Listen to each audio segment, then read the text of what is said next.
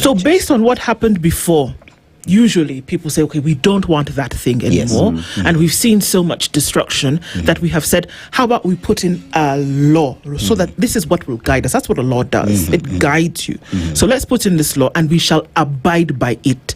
So the offspring of that is now you have leaders who ensure that that law or that guide works.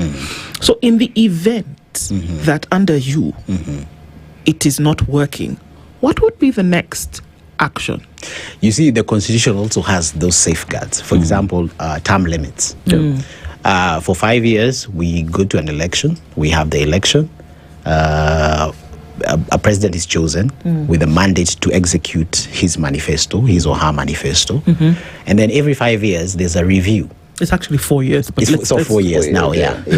Okay, every 4 years now, there's a review where they have to come back to us. Now, here's now where the other challenge now comes in.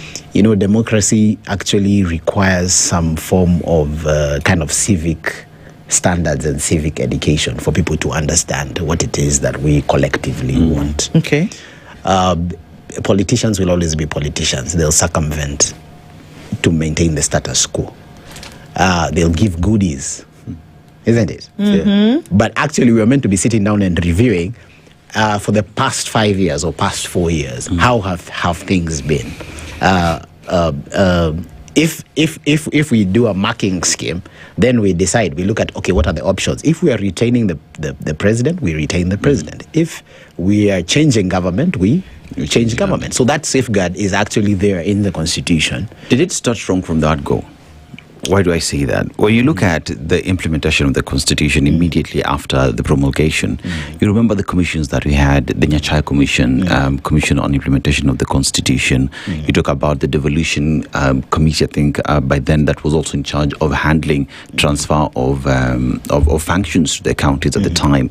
You talk about the very first National Police Service, I think it was a commission, the Kavuludi Commission as well, that was in charge of vetting, of clearing these police officers when we saw all these interviews being taken place. The gentleman actually was even threatened with a head outside his office, you know. You talk about Aipoa Njeru, Lawyer Njeru heading these institutions. But then CIC was bundled and then all those functions were taken back to Parliament for them to continue the process of making sure that implementation of the Constitution continues. And that is what many say we went wrong. From the word go, okay, so did we get it right? No, okay, so did we get it right in terms of the Constitution that we have? Yes, the Constitution we have is one of the most progressive constitutions that is there in the world. Have we fumbled in terms of implementation? Have we gotten it wrong? Some aspects, yes, we have. And, you know, that goes back to the whole issue that I was talking about transitioning democracies.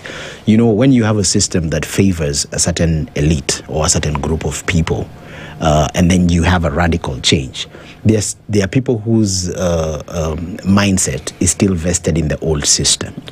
Actually, if you look at the constitutional challenges that we have, is people who, and that's why I was talking about the legacy politician, they are still stuck. You can't teach an old dog new tricks. They're still stuck in the way things were. The way when they grew up, this is what Moi used to do. When they joined Moi, this is what they used to do. So now all of a sudden, you people have come up with a new constitution and you want us to do things differently. It takes a while. The very progressive ones will adopt and change. The others will still be, you know, wishing for the good old days where they had the ultimate power to do everything that they could do. So I feel like with time, you know, the good thing with the legacy politicians and with age is that there's a phasing out that usually happens. If you look right now, we're in the last the last straws of everyone who used to be in Kanu. Very few of them are actually left who are in Kanu. Maybe after this election, we'll have even fewer. And if the subsequent election also happens, we'll soon have a group of leadership that were never part of the old Kanu regime. So there are vestiges of the past, and it is those vestiges of the past that in terms of mindset, in terms of the modus operandi, that then poses that challenge to what we are facing today.